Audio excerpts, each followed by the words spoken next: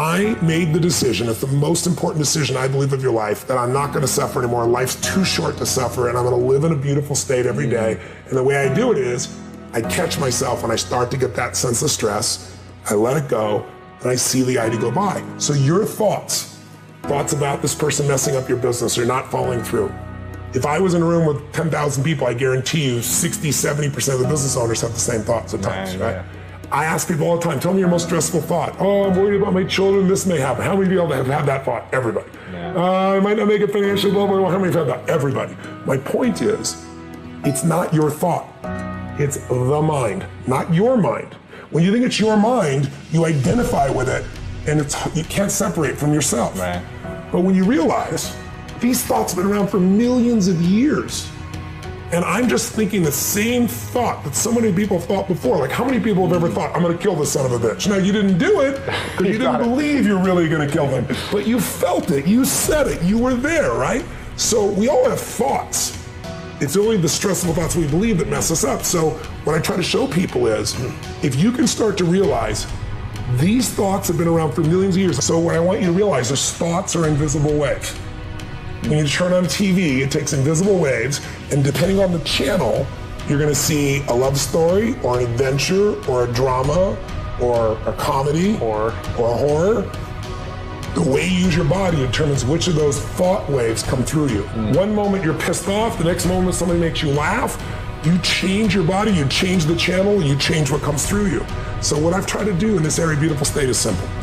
First, identify where you're suffering. What's your favorite flavor? Are you a worrier? Are you a pissed off person? Stressed, angry. What is it you do? Second of all, decide you're gonna kill that monster while it's little. You're not gonna wait till it's Godzilla taking the city. You're gonna break the pattern. You start to feel the stress, you see it as thoughts going by, and then you focus on something to appreciate, enjoy, or love. Appreciation, love, and joy destroy suffering. You can't be grateful and angry simultaneously. It's possible. You can't be worried, fearful, and grateful simultaneously. So I tell people gratitude is one of the emotions to cultivate that'll destroy the suffering. And that's what we teach people to do. If you find your passion, you're gonna have this tremendous energy. It's sustainable energy. But momentum requires you always do the next thing to keep the momentum going. And the reason you get yourself in a passionate place is so that you change your life, and the only thing that changes your life is making a decision. So while you're in this passionate state, that's where you make decisions. You don't make decisions when you're like, oh, I don't know, what do you think? All right, let's decide. If you make a decision in a state without momentum, if you make a decision from a place where there's no passion, you are not gonna get momentum. It'll kill momentum. It's decide, commit, and resolve. Some of you, in the past, you've gotten momentum, you've gotten passionate, you've even made a decision, but a decision is the first step. Decision is like a war. I gotta do this or that. All right, I'm gonna make myself do this. But commitment is when you now, after you've decided, you commit to do this for the long term. Whether it's hard or easy, doesn't matter. You're doing this. It takes it from this moment and it carries it into the future even when things are difficult. And the third state is resolve. Resolve means it's done. It's like, it doesn't even if you took action, it's done inside you, so it's done out there. There's no question whatsoever. Then once you decide, the only way the commitment and the energy and the momentum continues is if you take immediate, massive what, my friends? Massive what? Write down in your notes, massive action is the cure-all. Massive action is the cure-all. If you're having a difficult time with something, your relationship isn't where you want it to be, your finances are not where you want to be, your body's not where you want to be, your business is not where you want to be, you need to take massive action. And if that doesn't work, try something else. If that doesn't work, try something else. Keep going with massive action and you will find the way because it will give you momentum. If you want to grow a business, I can teach you a million strategies that'll change you overnight. And if I get you to use a strategy and grow your business 30% like that, you are gonna get so excited that your story about your business will change, won't it? You're like, I can rip this open. I'm gonna make this thing 100% more profitable. That's why 80% of those people, I can grow them 30 to 130%, because once I get into momentum, people's story changes. And when their story changes, the third and most important thing changes, their state. Because that's what really changes it all.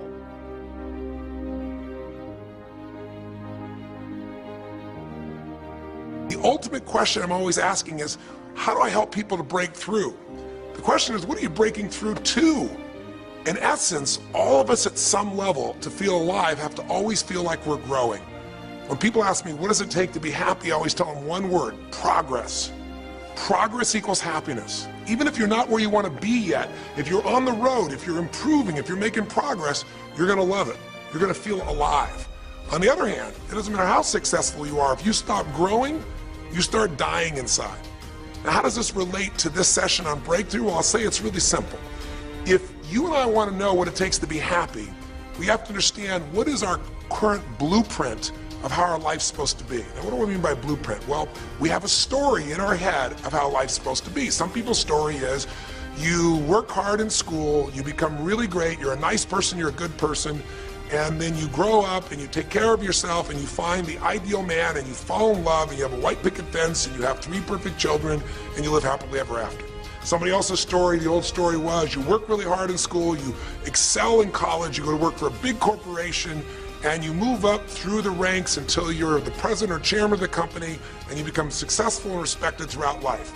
These are some old stories. Obviously, the stories that we hear today of what people's lives are supposed to be like are completely diverse.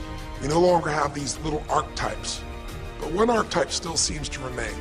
And that archetype is, in order for you to really feel like you're enough, many people believe they have to achieve an enormous amount. They may do it in different ways today. They may do it by building a company and taking it public when they're 27 or 25 years old, or they find and create a new technology, or they become a very special doctor. But we live in a culture in the West that teaches people that you're not enough unless you do something really special and unique, and we define special and unique in interesting ways. A school teacher is not special and unique. A mother who stays home with her children day and night, sculpting their minds, their bodies, their souls, and their future is not special. We live in a world today where we treat teachers like they're nobody and pay them accordingly, and we wonder why our children seem to have challenges in learning and growing or being engaged in school when we spend thousands of dollars on some item like a computer. But what we look at overall, we invest in for the teacher and for that person who's the personal connection with them is so small. We live in a society where many women look down and say, well, you're just a housewife, you're just a mother. See, some of the pain we have in our society is not because there's one right or one wrong approach, but because we try to make everybody fit into some particular approach to life. Here's what's going to make you happy or make you unhappy in life. It's real simple. Let's do a quick test. If you're in a situation right now where you look at your life, I know there's an area of your life that you probably feel pretty darn good about. Even if you're not happy with your finances, I bet you feel damn good close to your kids. Or if you're not close to your kids, maybe you don't have any kids, maybe you feel really good about your career. If you're doing not so good in your career, maybe you got a really great body that you've trimmed down or strengthened up, or you really shaped yourself the way you want, muscularly, or in the way you look. Or if that's not happening, maybe you feel a really special connection with God, or really close to your mother or father or your family, whatever. Almost everybody has an area of their life they feel really good about if they're honest and if they're fair to themselves. What's an area of your life you really feel happy about? I want you to think about it for a moment, truthfully. What's an area in your life today that if you wanted to be happy about it, you really could feel proud about it? You could feel like it's an area you're doing darn well in. And if you're really hard on yourself, there's still an area. What's an area? I want you to think of it right now. And I want you to think of that area, whether it's your body or your finances or your career or your intimate relationship or your relationship with your kids or your relationship with your creator, whatever it is. I want you to think about, why are you happy with that area of your life right now today? Why are you happy with that area of your life right now today? Really think about it. If you were in a seminar with me, I'd have you write this down. And if you can put me on hold here for a second, because I'd like to reveal to you what the formula is for happiness. And if I say there's a formula for happiness and here's what it is, you're going to go, yeah, sure, that's what he says. But if you put down the answer and we can see the formula is real without me telling you what it is, you get to look at your own life and say it matches. You're going to know this is right. So you could stop this right now if you want, put me on hold, and just write down what's an area of your life you're really, really happy about, you're really pleased with, or you could be if you wanted to focus on it. And why are you happy with that part of your life right now? Even if you're not happy with everything, what's the area you're happy with and why? Put me on hold right now, or if you're not going to do that, just think for a moment. Why? Specifically, be real. Why?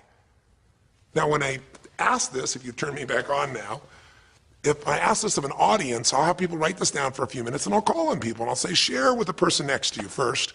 What are you happy about, and why are you happy in that area? And be specific. And after they share, I'll have people stand up. I'll call on a variety of people, and I say, ma'am, tell me, what are you happy about? And she'll say, well, honestly, I'm really happy with my body. She goes, I never thought I'd say that, but I used to be so unhappy with it, and you know, I did some things, I pushed myself through, and now I exercise regularly, and you know, I'm not perfect, but I feel fit, I feel strong, I feel energetic, and that's really, I don't know, it just feels good to me. Now, I say to everybody, I'm now going to show you what the formula for happiness is, and it's real simple. I want to reveal it to you so you don't ever forget it.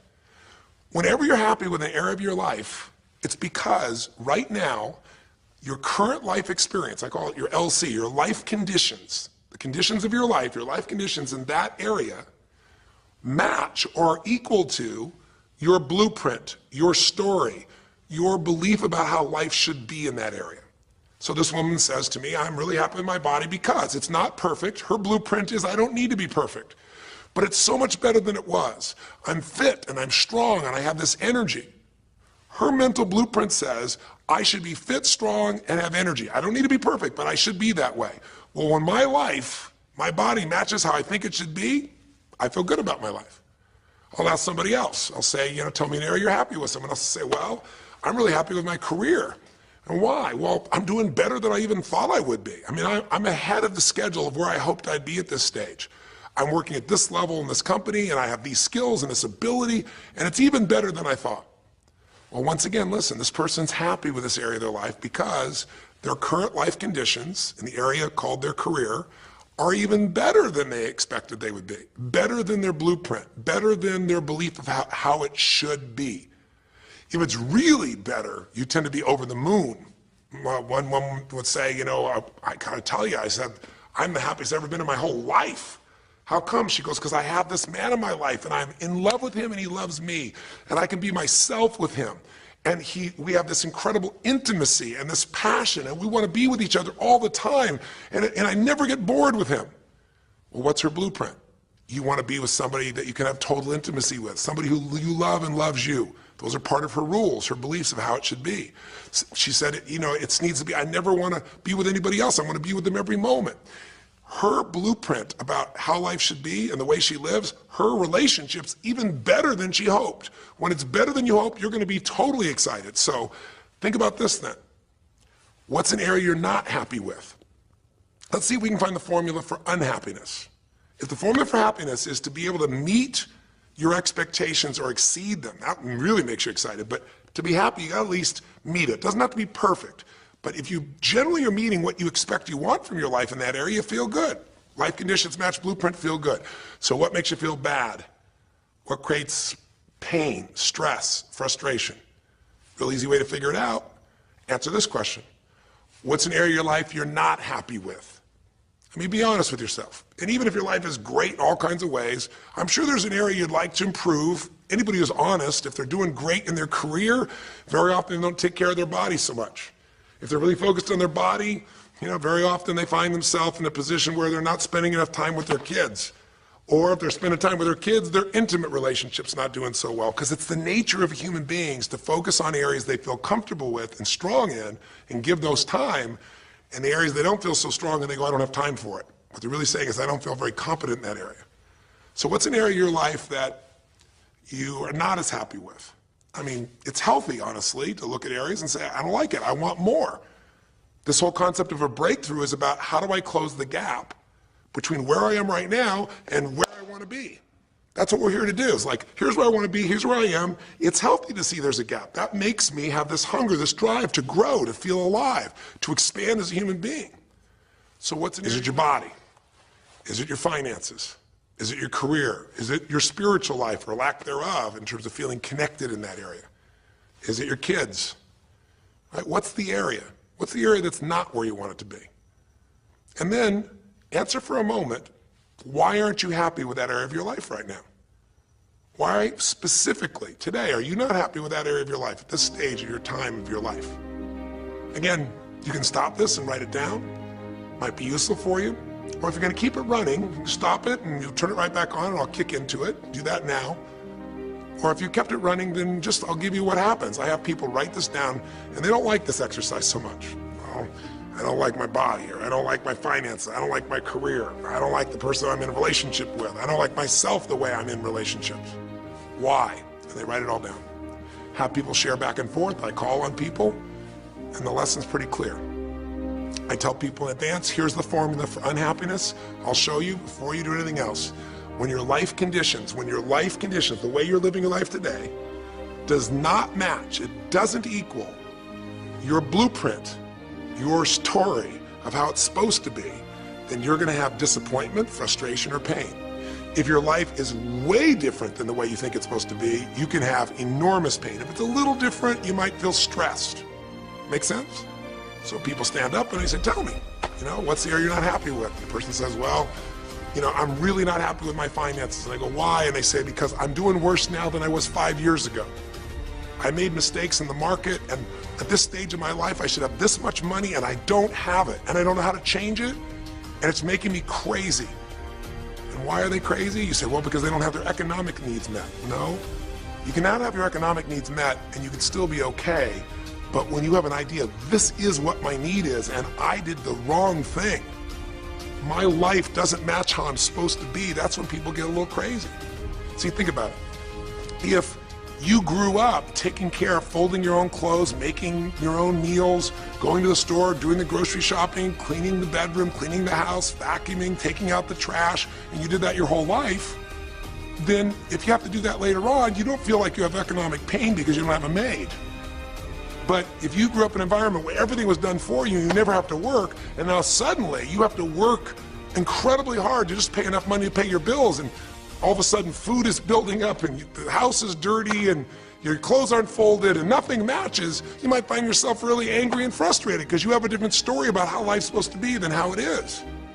Someone else will say, well, I'll tell you why, because I'm in a situation now where, I'm 30 pounds heavier than I should be. Should be is the key word. There are people in all cultures who love being big. There are people that will walk around and someone else might think they're massively overweight, but they're going, I own this, honey, and they really, truly, they match their blueprint. Big is beautiful, because their idea is big is beautiful, I'm big, that's beautiful, matches my blueprint. Rock and roll, I'm happy as can be. Somebody else can look like a twig and be stressed out saying, I hate my body, because their blueprint says I should be the skinniest thing on earth and I'm not skinny enough. Am I making sense? When your life conditions don't match your blueprint, you're going to have pain. But here's when you suffer. When I ask people, who here has been through the dark night of the soul? Who's been here in a situation where you feel like life isn't worth living, or we feel like a pain that just will never go away?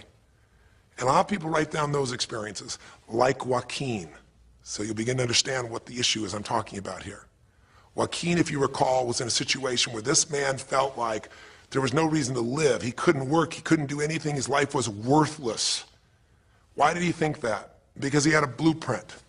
And his blueprint said, I need to be an NBA basketball player, at least a professional basketball player. I need to be able to make money and have this great lifestyle, because that's what makes me worthwhile as a human being. That's what makes my family respect me, my mother, my uncles, my aunts. I'm the successful one in the family, and I make the money. I support everybody. He's a good man. He didn't come just to be successful. He took care of his mother, his family.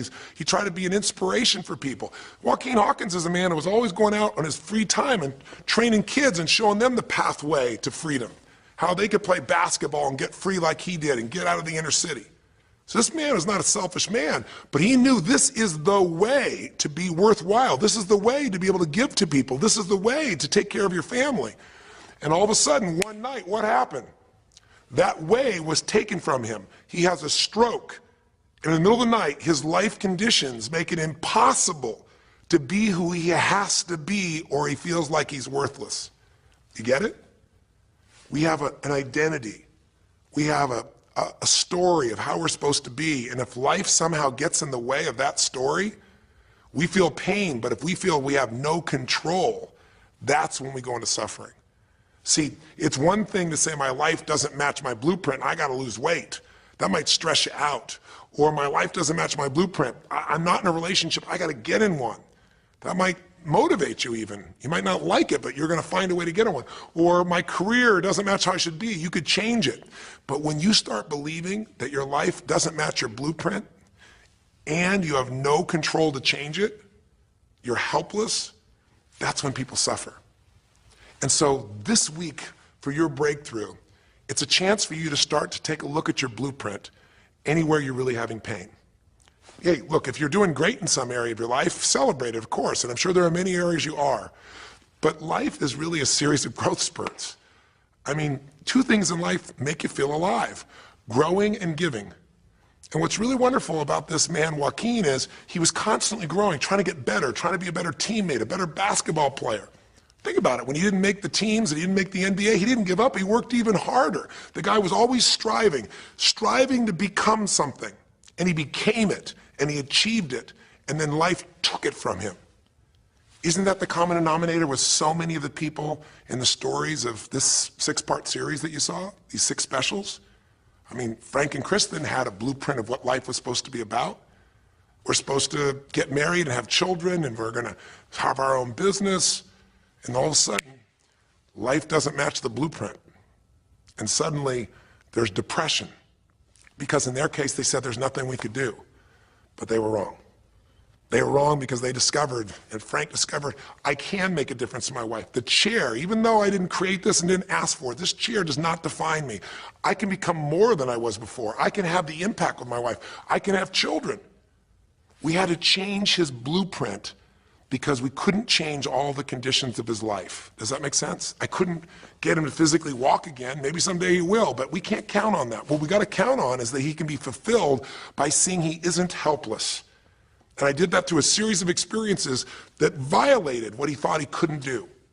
The same thing was true with almost every one of the people we worked with at some level. And in Joaquin's example, it was also true. Joaquin said, well, I can't ever have this quality of life again because I'm not a professional basketball player. And he was locked into that mindset, and all of us get locked at times. But to his credit, to a system of steps, we were able to break him out of that. We were able to get him to see that he isn't helpless. Because here's your choice. Watch this now. If you're suffering, if you're in pain, your life doesn't match how you think it should be, and you think you're helpless to change it, now you have only 3 choices. Choice 1, blame something. And that's what Joaquin did, if you recall. He blamed his coach, he blamed what happened to him, and of course these things were outside his control. But he blamed his coach, and a big part of the healing, if you watch this session, was bringing his coach in and getting him to see, hey, you know what, all that anger, all that resentment inside of you, Joaquin, A, it's not based on the truth, and B, like Nelson Mandela said, you know, having resentment in your soul is like drinking poison and hoping that your enemy will die. It doesn't work that way. And when Joaquin was able to break out, his breakthrough was a change in perception, to realize this coach wasn't stopping me.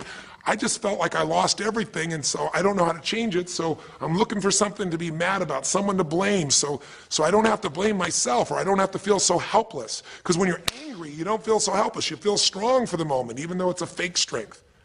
When he was able to make that breakthrough, he could stop blaming. Because these are your 3 choices. When life doesn't match how you think it should be, blame something. An event, someone else, or yourself. As we talked about earlier in the series, blame games just destroy you. There's no progress when you blame. For the moment you feel okay, but nothing changes. What are your real choices? You only have 2 choices in life. If life doesn't match your blueprint, you either have to change your life.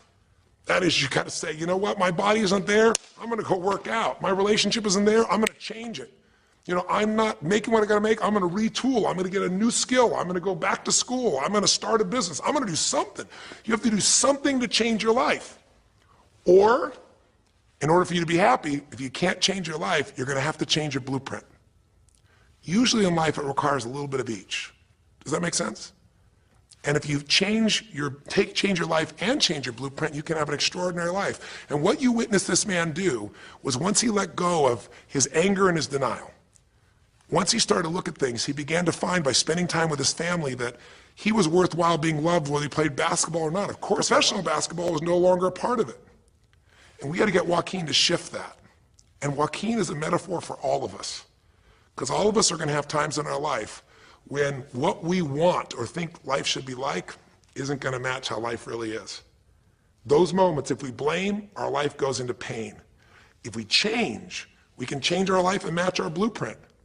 But we have to also know when it's not within our control. And that's how we're able to make a shift and change what our story is for our life, what our expectations are, not by lowering them, but by changing what that model really is.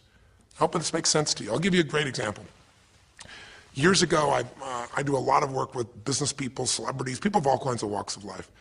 And I was dealing with a group of people, and they knew a very, very powerful celebrity. And to give that person privacy, I won't tell you too many details, so you can't figure out exactly who it is, but it would be a person who was very successful as a woman, who was extremely attractive by cultural standards, a woman who's had a lot of dear friends, a lot of deep respect, so great skill, great ability, extremely talented, quite attractive, quite wealthy in financial terms, and lots of great friends. This would be, for most people's idea, the ultimate blueprint. If your life matches that description, you must have an incredible life.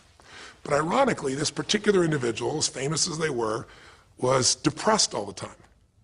They had seemingly everything, and yet the person was depressed. How do you get depressed when you're smart and you're strong and you're beautiful and you got great friends and you're rich and you're famous? Well, it's real simple. People said, I don't know what it is. Everyone's tried to help her. She's been through counseling. She's got all these different drugs. Nothing's working. She's taking antidepressants and she's still depressed, which is not uncommon, by the way.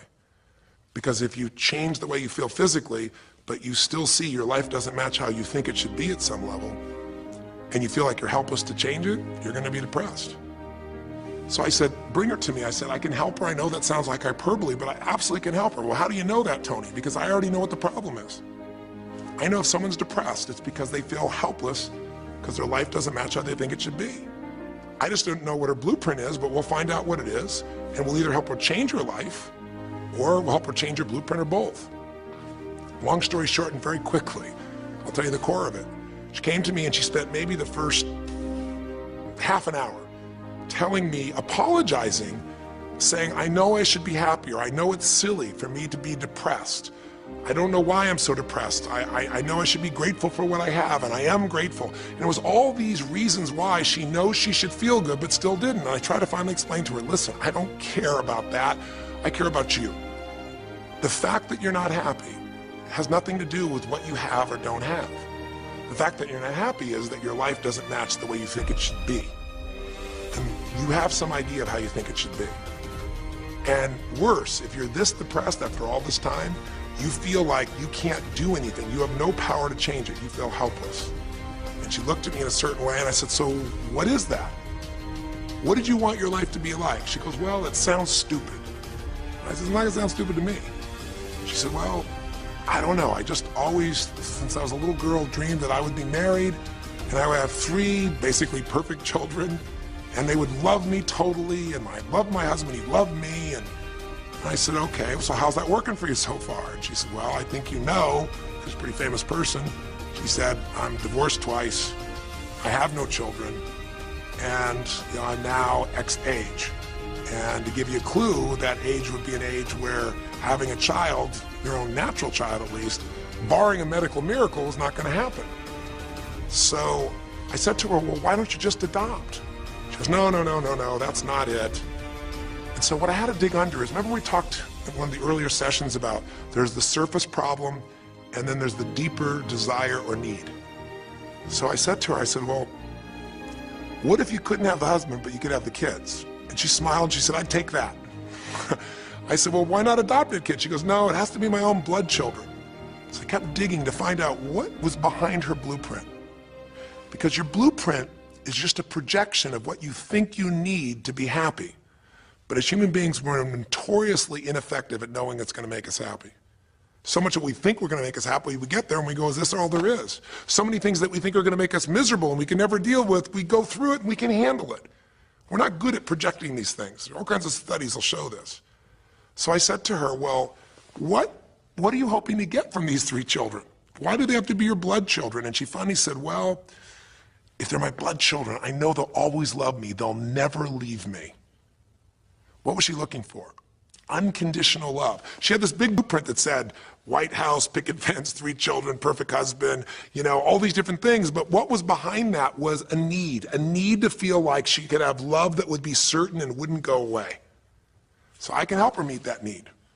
So I said to her, well, maybe one reason you don't have a husband is because every time you look at one, you're trying to figure out if he's going to get you those 3 kids in time and how that's going to happen. And maybe he feels a little stressed when you're looking at him this way because he can feel what's going on behind your bed, even if he doesn't know what the words are. And she started to laugh. She goes, I guess I've probably been that way a good portion of my life. And she goes, people wonder, why I'm so uptight. I said, you're uptight because you felt like you're running out of time trying to meet some picture. But I said, all you really want is love. I said, don't you have a lot of love in your life? Tell me about your friends. And gradually, I got her to start seeing this love that she was trying to get was already here. It didn't match the picture. Maybe we could paint a new picture of what life could really be like and make sure that picture met her deepest needs. That's basically what we did with Joaquin. Joaquin wanted to be a professional basketball player because he loved basketball, yes, but also because he wanted to be that man who was a leader. He wanted to be the man who was the good man. He wanted to be the one who brought energy to people. He wanted to be the man people would look up to. He wanted to be the man who could take care of his family in style, all of his family, not just his daughters and his wife, but other people as well. Underneath it all, he wanted to know that he mattered. And through the process that you saw in this show, he began to find out that he didn't need to be angry at the world, that yes, his blueprint was taken from him, but his soul and his ability to be a special human being that could touch other people was not taken from him. That maybe his real gift was his ability to inspire young kids, his ability to get himself to do whatever it took. How did he become a professional basketball player? Unbelievable discipline, unbelievable drive.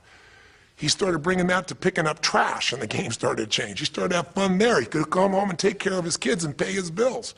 That doesn't solve everything, but it gives him a way to suddenly regain himself. When he sat around with all of his family, and you saw part of those scenes, and if you watch little areas of browsing this week, you'll see some more scenes from his family where you see him beginning to realize they love me whether I'm rich or poor. They love me whether I'm a professional basketball player or not. They love me. That's what he was really after. And when he got that, it allowed him to let go and say, I can do other things. That doesn't mean he won't have challenges. We're all going to have challenges in our life. It doesn't mean that at times he won't wish he's doing more. But he's no longer stuck. He's broken through because he now knows I have control. I can change my life or I can change my blueprint.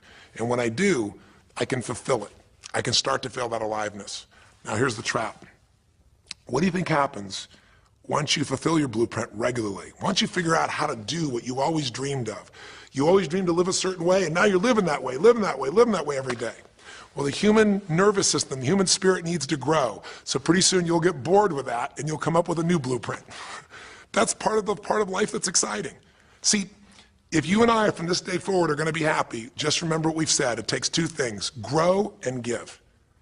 A meaningful life comes from growing, that sense of progress, and it comes from having life not just be about me, but about we, doing something that makes me feel connected to other people besides myself.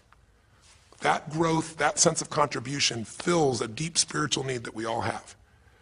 If you are unhappy in your life, you got 3 choices, really 2. Blame, that's not a choice, it's not going to work. Don't blame someone else, don't blame the event, don't blame yourself. Just figure out what you're going to do to change your life.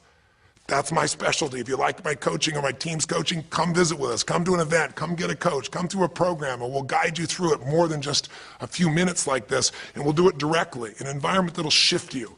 Or change your blueprint. You're going to have to rewire what's going on inside, and that's what we focus on as well. So I hope this journey has been an interesting one for you.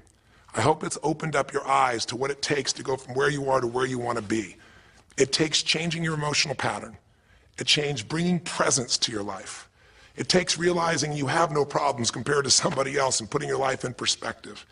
It takes the ability to deal with those extreme stresses that happen in your life by questioning your limiting beliefs, And again, we'd love to coach you and show you how to change those in a permanent way where it happens automatically, just like lifting weights so often until the muscle's always there and you find yourself able to follow through. It takes for you to be able to figure out how to deal with crisis and how to turn it around. It takes facing your fear. It takes pushing yourself through what used to stop you. It takes putting yourself in a position where you connect to what's more important than just yourself, what you value than just yourself.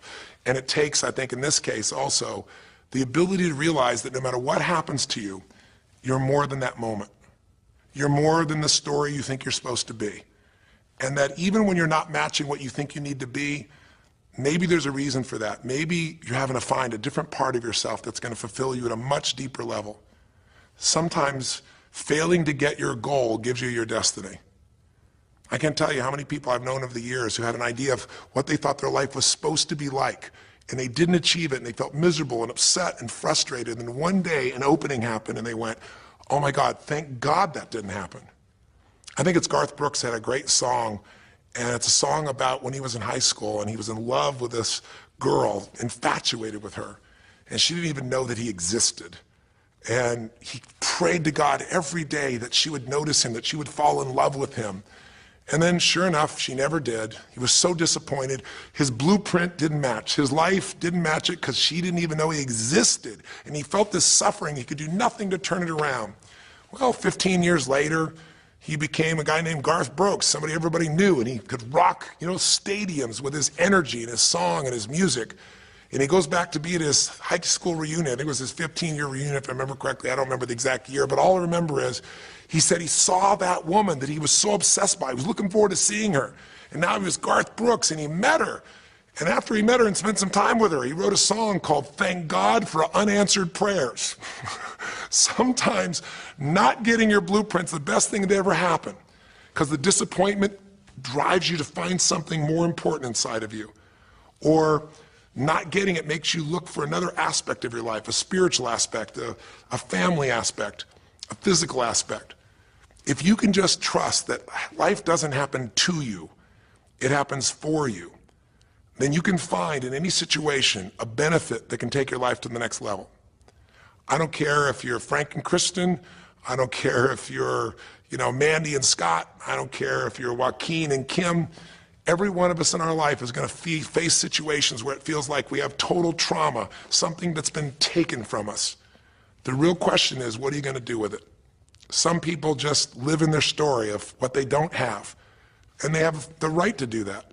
If Frank and Kristen lived in pain and felt bad, we'd all say they have the right to do it. It's the difference between what you have the right to do and what you deserve to give yourself and others. We have the ability to transcend whatever happens to us. There's something called post-traumatic growth. Very few people know about it. Two people go through the same stress, one's destroyed, the other grows. What's the difference? The people that grow will not give up. They don't have any excuses. They find the way to break through whatever it takes. And when they do, three things happen. Number one, they realize who they really are and what they're capable of. They realize they're so much stronger than they thought they were. And number two, they deepen all their relationships. You want to know who really cares about you, who you love and who loves you? Go through some tragedy, go through some hard times. All your Facebook friends go away. Your real friends, your real family shows up for you, and you show up for them, and it deepens your relationships. And the third thing happens, if you can push yourself through and break through whatever challenges life gives you, is each time you have a breakthrough, you get stronger. And it almost like builds a psychological immunity in you, where suddenly, all of a sudden, it's like stuff happens, you know stuff's gonna happen, and you're not scared of it anymore. Because after you've been through a stroke, after you've been through, losing the use of some of your body, your senses, after you lose a family member, and you break through to that, you get to the other side, it's like, give me your best shot, life. It's almost like there's this psychological immunity that says, I'm ready for whatever life will give me. I don't want challenges, but if they're here, I know I can handle them. That strength of spirit is what creates a sense of freedom and joy in life. And that strength of spirit basically comes from living a life where you are constantly and never-ending flinging away to improve yourself and to help others. That's my mission, and if we can serve you again in the future, I hope you'll check us out. There's 3 ways you can continue to participate with us. You can come to an event. Come have an experience with us live at a weekend at our Unleash the Power Within or our Date with Destinies. I think you'll find it's very different than just sitting here talking to you quietly, sitting in front of your computer screen. It's a rock and roll environment. It's like going to the ballpark and having one person sitting there talking to you versus being in the ballpark or the rock and roll concert, you know, with 50,000. There's an energy and a power that comes from it. Second is there's immersion. Here we talk for an hour, there's distractions and emails. There it's total focus, and we go for immersion where literally what we did here over 6 weeks, a few little conversations, all that happens over and over again, multiple times a day, and you get that shift. So come to an event or call up and get a coach. We have people that you can work with and have a free coaching session and make sure it's really valuable for you. But these are people that can check in with you to help make sure you break through, you make the changes you want to make in your career or your finances or your body or your emotions or whatever area matters to you. And finally, lastly, and probably most importantly, every day you got to feed your mind. Because every day most of us are turning on, you know, some form of news. It shows up in our pocket, in our Blackberries or iPods or our iPhones, I should say. It shows up on, you know, on your computer constantly. It chases us, and it rarely does a good idea interrupt you. Really what you have to do is pursue the ideas, pursue the experiences that are going to change your life. And we have a way to do it called net time, no extra time. A way where you can keep feeding your mind the stuff that really matters with some products or services. So if you're interested in any of those things, be sure to click on your interest of an event or interest in having a free coaching session, or maybe try one of our audio programs, because the other challenge here is with video, you got to sit here potentially and watch me, but with audio, you can do it while you're working out, you can do it while you're cleaning the house, you can do it while you're driving in the car, while you're getting to work. We'd love to continue serving you in any way we can. I know I've gone long in this session, but I really want you to think about, how can I give my life the way I want it to be? The way I do it is I figure out what my blueprint is and I update it for what life is. I change my life, match my blueprint, and suddenly my life feels full and alive. Thank you for the time that we spent together here. I've really enjoyed our time, and I hope that this breakthrough series reminds you to never settle for less than you can be. Never settle for less than you can give or you can share. Live strong, live with passion, and God bless.